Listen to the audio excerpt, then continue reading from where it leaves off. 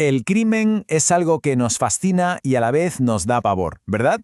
Pero, ¿cómo se estudia algo tan complejo? Pues bien, hoy vamos a intentar trazar una especie de mapa para no perdernos en este mundo tan apasionante que es la ciencia criminal.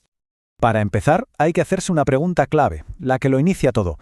¿Qué significa de verdad estudiar el crimen? Y ojo, que la respuesta no es tan simple como podría parecer a primera vista.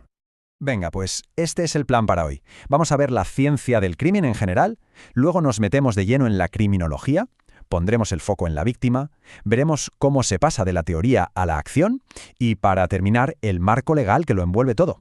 Empezamos por el principio. Primera parada, la ciencia del crimen. Vamos a tener una vista de pájaro para entender el panorama completo. Bueno, y aquí llega la primera idea potente del día. Estudiar el crimen no es cosa de una sola ciencia. ¿Qué va? Es más bien un conjunto de ciencias que colaboran. Hay que pensar en ello como un ecosistema, sí, un ecosistema de conocimiento donde todo está conectado. El derecho, las políticas que se aplican, la investigación a pie de calle. Vale, ya tenemos la vista general. Ahora vamos a hacer zoom y a meternos en el meollo del asunto, en la disciplina que se pregunta el porqué de todo esto.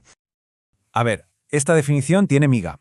Cuando dice que es una ciencia empírica, lo que nos está diciendo es que se basa en hechos, en datos, en pruebas, no en lo que a uno le parece. Y lo de interdisciplinar es clave también, porque significa que bebe de un montón de sitios, de la sociología, de la psicología, para tener una visión de 360 grados. Y esto es súper interesante. Fijaos cómo se divide el estudio en 4 patas. No se mira solo el delito y ya está, no. Se analiza al delincuente, claro, pero también a la víctima, que muchas veces es la gran olvidada. Y por último, el control social, o sea, cómo la sociedad intenta ponerle freno. Son como las 4 piezas de un puzzle, y si falta una, no se entiende el dibujo completo. De acuerdo. Hemos hablado de criminología en general. Pues ahora vamos a poner la lupa sobre una de esas 4 piezas, quizá la más humana y la más dura, la víctima. Y ojo con la definición, porque va mucho más allá de lo que solemos pensar. Fijaos que no solo habla de acción, sino también de omisión o incluso hecho fortuito. ¿Qué quiere decir esto? Pues que se puede ser víctima no solo porque te roben, sino también por una negligencia, porque alguien no hizo lo que debía, o hasta por un desastre. El concepto es muchísimo más amplio. Este concepto de Mendelssohn es brutal. La pareja penal. Nos obliga a pensar en la relación que existe entre el delincuente y la víctima. A veces, la clave para entender por qué ocurrió algo no está solo en el acto, sino en ese vínculo, en esa conexión que había antes. ¿Por qué esa persona y no otra? La respuesta a menudo está ahí. Y esto es clave para entender el alcance real del daño. Es como tirar una piedra a un estanque. La victimización no es un solo golpe, son ondas que se expanden. Primero está el golpe directo. Luego la victimización secundaria, que es, tener que revivirlo todo en el proceso legal. Y por si fuera poco, la terciaria, que es como todo esto salpica y hace sufrir a la familia, a los amigos. El impacto es enorme. Muy bien, ya hemos visto la parte más teórica. Ahora toca bajar al barro. ¿Cómo se aplica todo esto en el mundo real? Vamos a ver cómo se pasa del estudio a la acción. Vale, esta es la típica duda que surge siempre y es fundamental aclararla. Criminología frente a criminalística. Dicho fácil, la criminología se pregunta el por qué. ¿Por qué ocurre esto? ¿Qué falló en la sociedad? En cambio, la criminalística va al cómo. ¿Cómo lo hizo? ¿Qué pruebas ha dejado? Una es la ciencia social, la otra es el CSI, para que nos entendamos. Y claro, todo esto llega a las altas esferas. La política criminal no es más que el plan de ataque del Estado contra el crimen. Son todas esas leyes y medidas que se ponen en marcha para, en teoría, no solo castigar, sino también prevenir que vuelva a pasar.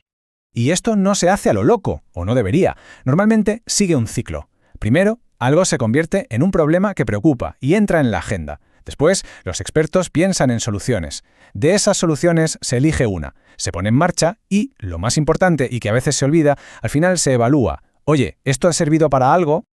Aquí tenemos otra idea muy interesante, las 2 caras del control social. Por un lado está el formal, el que todo el mundo conoce. La policía, los juzgados, es lo oficial. Pero luego está el control informal, que a veces es hasta más potente. Hablamos de la familia, de los amigos, de las normas no escritas de un barrio, esa presión social que nos mantiene, más o menos, a raya. Y llegamos a la última parte. Vamos a ver la estructura que sostiene todo esto, la arquitectura legal. En resumen, las reglas del juego. Vale, dogmática penal suena súper complicado, pero la idea es sencilla. Imagina que las leyes son los ladrillos de un edificio. Pues la dogmática penal son los arquitectos y los ingenieros que se aseguran de que todos los ladrillos encajen, de que no haya contradicciones y de que el edificio entero no se venga abajo. Buscan la lógica y la coherencia del sistema. Y dentro de esos arquitectos hay dos grandes corrientes de pensamiento. Por un lado, está la escuela de Jacobs, que básicamente dice que la ley está para proteger las normas de la sociedad, para mantener el orden. Por otro, la visión de Roxin, que es más práctica. Él dice que la ley tiene que ser una herramienta útil, que sirva para conseguir objetivos concretos. Es un debate de fondo. ¿La ley es un fin en sí misma o un medio para conseguir algo más? Y con todo este mapa que hemos dibujado, desde el porqué del crimen hasta las reglas del juego legal, nos queda una pregunta flotando en el aire. Con todos estos sistemas, ¿qué es la justicia? ¿Es simplemente seguir todos los pasos correctamente? ¿O es el resultado final lo que cuenta? Es una pregunta sin una respuesta fácil y que en el fondo define el tipo de sociedad que queremos ser. Ahí queda eso para darle una vuelta.